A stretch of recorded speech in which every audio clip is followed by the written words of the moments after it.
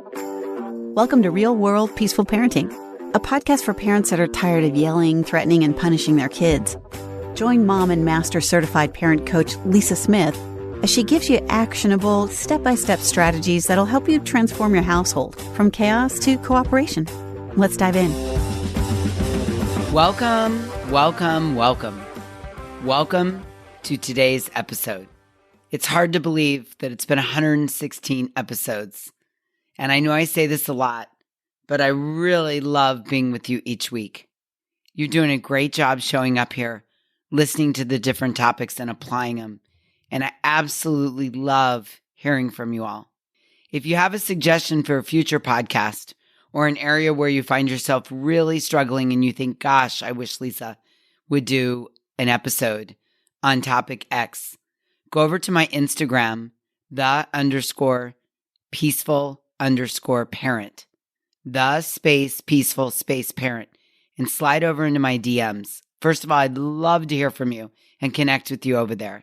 And second of all, I would absolutely love to hear suggestions on topics or get a feel for where you're struggling at right now that you could really use some insight, guidance, and support. Sound good? Awesome. I cannot wait to hear from you. And speaking of hearing, I often hear from parents about how frustrated they get when their kids will simply not take no for an answer, or when their kids over-explain to them all the reasons why the parent's rule or limits are unreasonable. When this happens, oftentimes we as parents get very triggered and dysregulated and end up storming right alongside our kids, which leaves them and us from feeling far from connected. It leaves us feeling the opposite of connected, disconnected. Can you relate to this? If you can, this episode is especially for you. And I have a secret insight that will help you relieve your suffering and connect more with your kids, even when they will not take no for an answer or they want to power struggle over the limit you're trying to set. You ready? Awesome. Let's dive in. The secret to gaining relief from your suffering is for you to stop people-pleasing and wanting your child or children to be grateful for all the things that you're working your butt off to give them.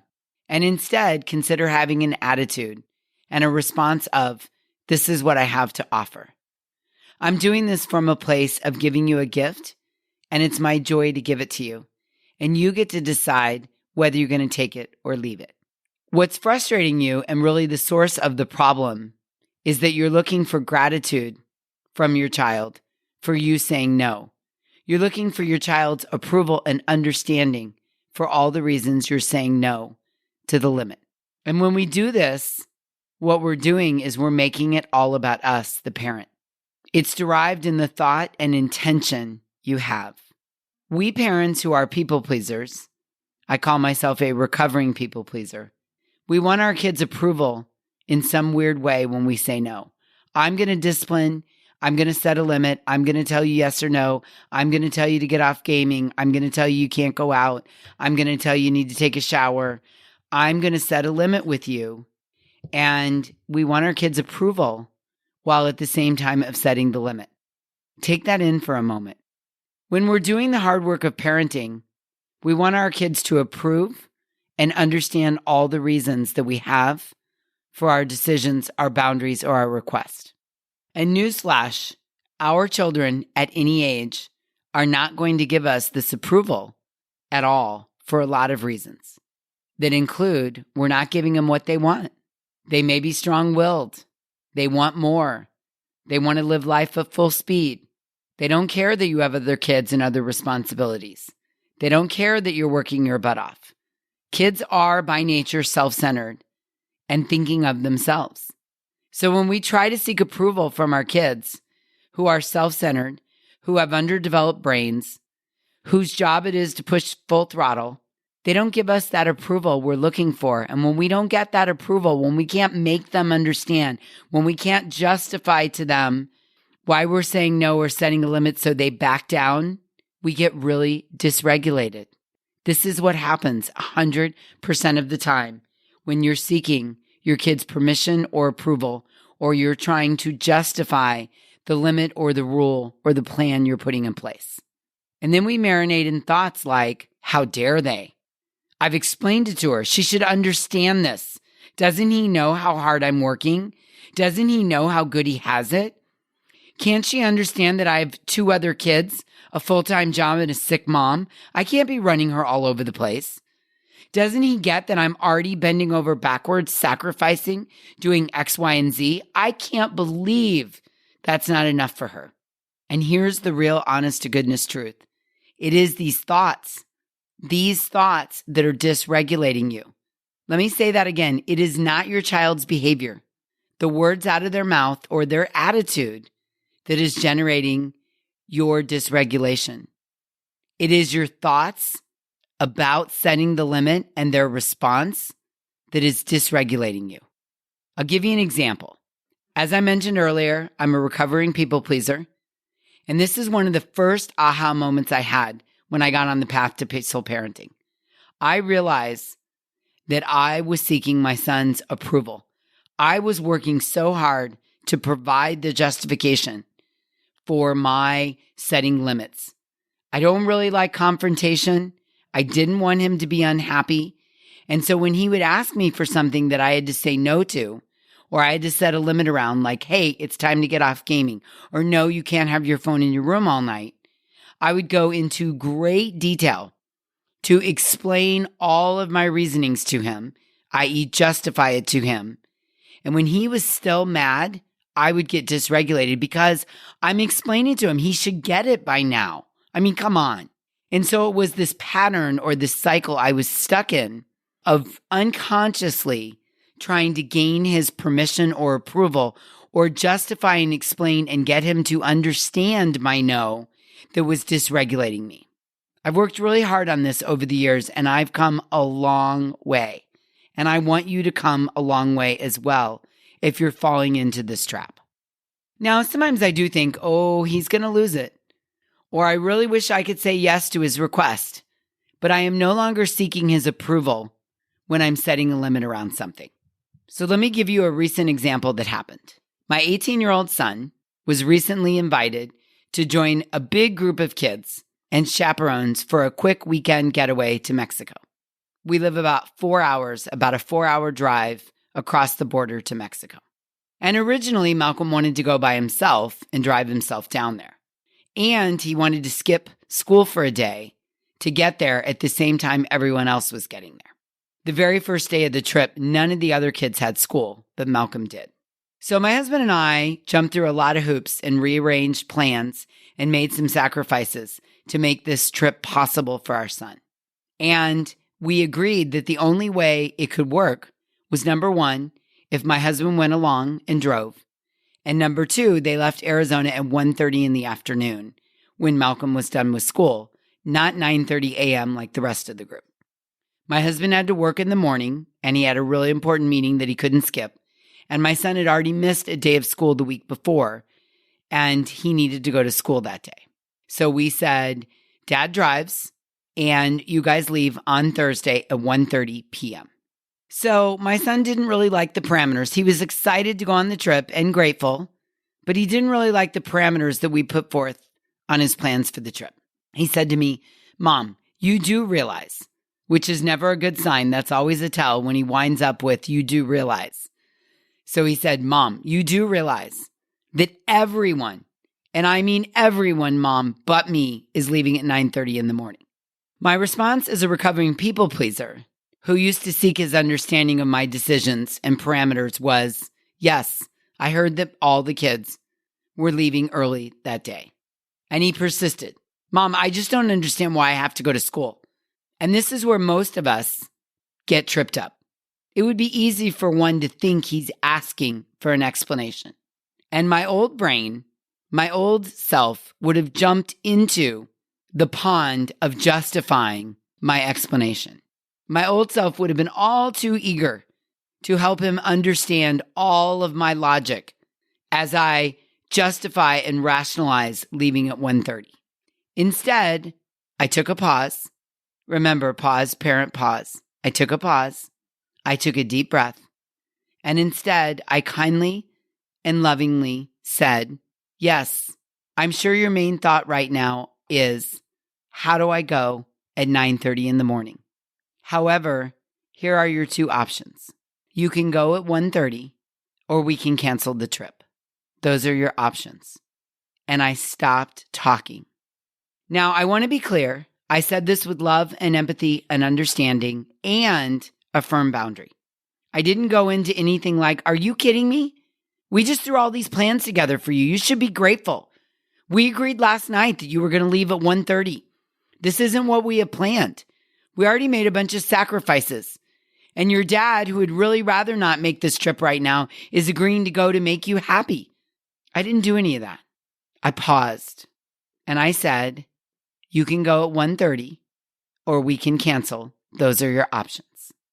Now, I know as the parent in the fully developed brain, my husband had a very important meeting that he couldn't miss. My son had school and he had already missed, as I mentioned, a day of school the week before. And he wasn't going to miss another day this week, certainly to drive down to Mexico. So I just held lovingly and empathetically and patiently to these are your options, take it or leave it. I wasn't mean about it, but I was firm. And I was not seeking his approval or understanding in that moment for my reasons.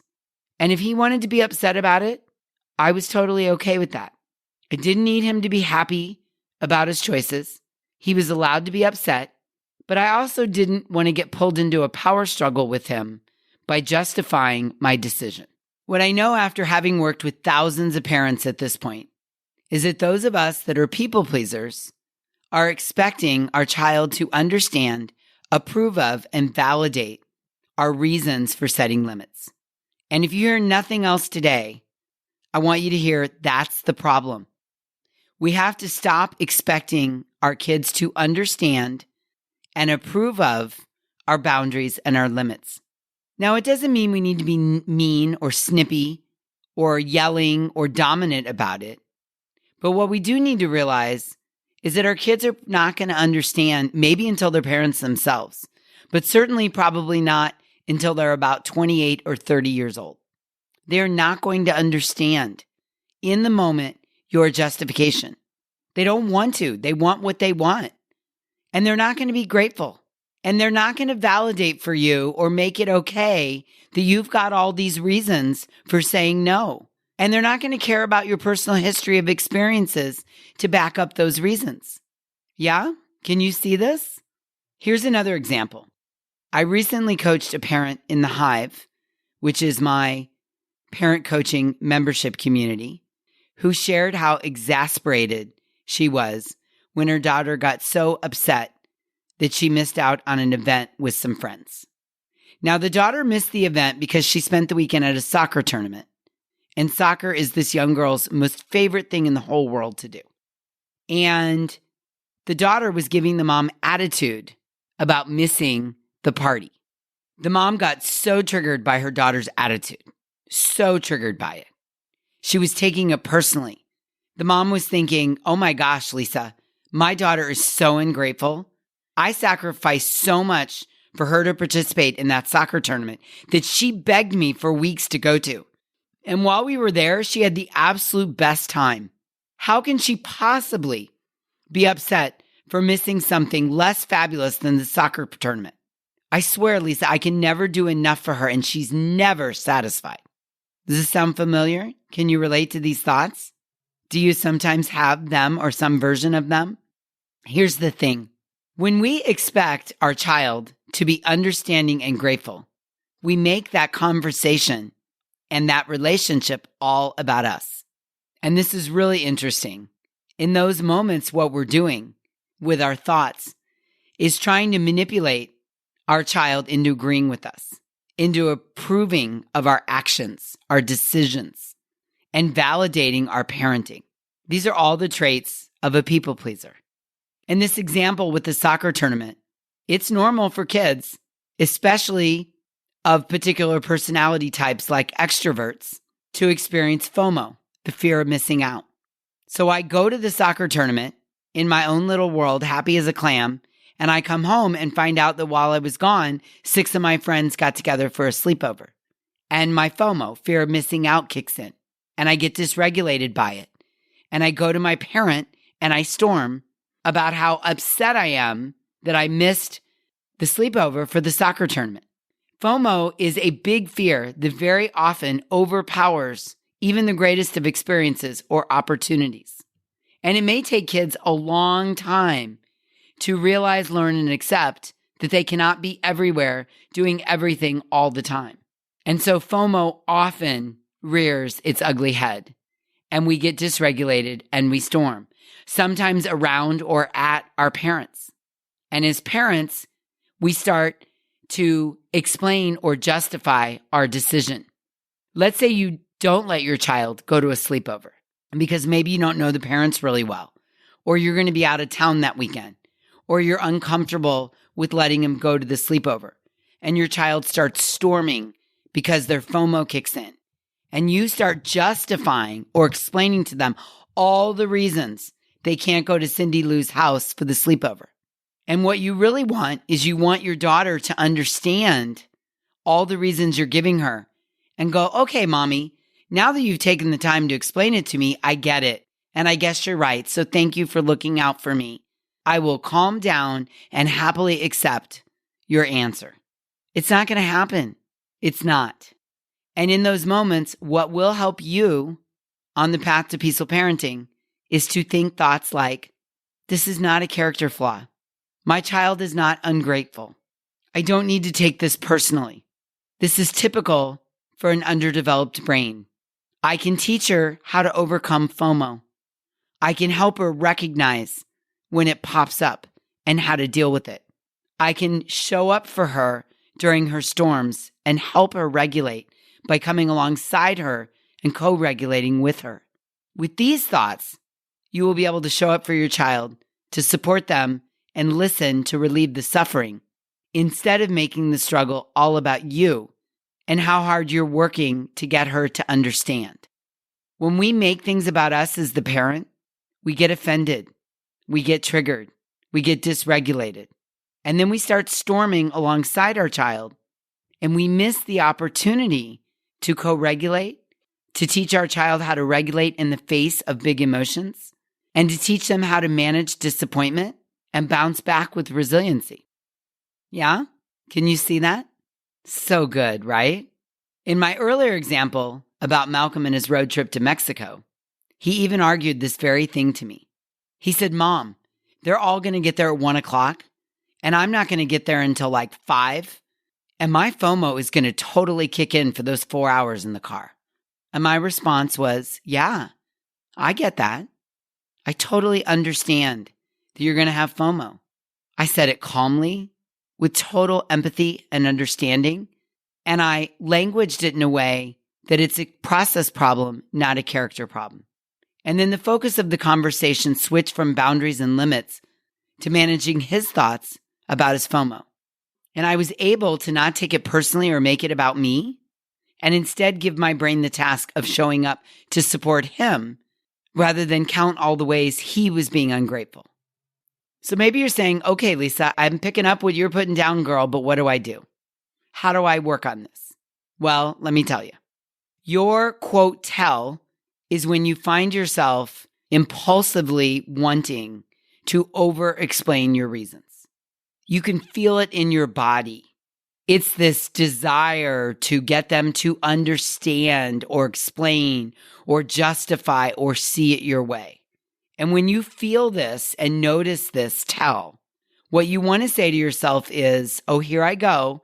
I'm seeking approval and understanding, and I'm wanting him, her, or them to validate that I'm a good parent for having the foresight and reasons for my boundaries, my decision, my limits. And what I'm doing is I'm making this about me. Now, I still think you can give simple, short answers, especially when they're asking you for them. But what I want you to do is learn to recognize the edge where it spills over into over-explaining and seeking approval. This is definitely a time in parenting when less is more. Less words, less explanation, less need for their understanding and approval. And another benefit of working towards not seeking your kids' approval, is modeling. Let me put it this way. When you seek approval, understanding, and validation for your reasons, you're modeling this for your child. So when they keep coming back and over-explaining all their reasons why your limits are so upsetting to them, remember, maybe you modeled this for them. And when you get triggered, dysregulated, and storm right alongside them and think thoughts like, why are they never satisfied? Why do they always want more? Why must they go on and on and on when I've already said no? Why can't they just accept my word, my decision? Why? Because you've modeled this for them. The wanting validation, the over-explaining. When you don't get your way of their approval and you go into justifying and validating with reasons and words and explanations, you're modeling that for your kids. So then when they don't get their way, what do? They over-explain. They justify. They want approval. They repeat with dramatic words over and over and over again until they get their way or someone storms so big. Can you see it? I know sometimes it's hard to look at, but remember, our kids don't do what we say. They do what we do. They do what we model. Lastly, I want you to hear this about setting limits for your kids. Saying no to our children sometimes is an investment in their future. No, you can't run in the street. No, you can't try heroin. No, you can't drive to Mexico for 4 days by yourself when you've never driven across the border and you're 18. Think about this. Many times when we say no to our kids and we set a limit or a boundary, we're teaching them resilience. And that's an important skill to have as a human. As a parent, if we say yes to everything, we're not allowing our kids to build their resiliency muscle. We have to teach our kids how to be resilient. And one of the ways is tolerating no. It's working through their big feelings when they hear no. It's not getting everything they want. Part of our job description as peaceful parents is to teach our kids resiliency.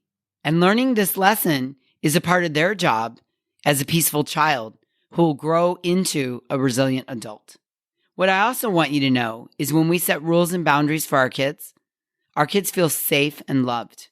When we struggle and try to justify and seek their approval when we say no, it cheats them out of the opportunity to learn how to manage disappointment. We rob them of the lesson of sitting with their big feelings and learning how to tolerate hearing no. We do not serve them by allowing them to power struggle over the no. I knew without a doubt that Malcolm was going to have a much more enjoyable trip with the boundaries I put on him than he would have had trying to do this his way. Yeah, he's 18 and he's old enough to do many things, but he has 7 more years until his brain is fully developed, including his executive function. And what I knew was that he needed to go to school. There was plenty of the weekend to enjoy after they got down there. And he needed to not go down there by himself, but with a parent who was there to set boundaries and limits and supervise and really support him while he had an amazing time. And he got to practice his resiliency muscle when we told him no, he couldn't miss school and go down at 9 a.m. Does this work resonate with you? Are you like, wow, I never thought of it this way, Lisa. Thank you. Well, you're welcome. And if you need some further help with people pleasing and how it shows up in your parenting, I want to encourage you to listen or listen again to episode 106. And let me leave you with this. When you learn and practice finding approval and validation within yourself, you will be amazed at how quickly and how easily you stop seeking the approval and validation from other people, especially your kids, while parenting them and setting limits. You know, we designated 2023 the year of up-leveling our parenting, where we make small changes to get a big difference or improvement. So if all you worked on this year, all you worked on was no longer seeking your kids' approval while you were setting limits and boundaries, no longer trying to justify your answers for their approval. It would be a complete and total game changer in your parenting. And what I know for sure is at the end of it, your kids will feel safer and more loved. You will feel more connected to them. They will feel more connected to you. And you will find parenting so much easier than you are currently finding it. And let me tell you, I want that for you. Yes, you. I want that for you. I've experienced it over the years. I went from one side of the continuum to the other. And I can tell you where I stand over here is much easier. I feel much more calm and confident. And I'm not seeking my kid's approval while I'm parenting him. I want that for you. So give this a shot. Do your homework. Recognize your tell. Work on it. Oh, so good, right? I know. Okay, until we meet again, I'm wishing you peaceful parenting. Thank you so much for listening today. I want to personally invite you to head over to thepeacefulparent.com/welcome and sign up for my free Peaceful Parenting mini course. You'll find everything you need to get started on the path to peaceful parenting just waiting for you over there at www.thepeacefulparent.com/welcome. Can't wait for you to get started. Thanks for listening to Real World Peaceful Parenting. If you want more info on how you can transform your parenting, visit thepeacefulparent.com. See you soon.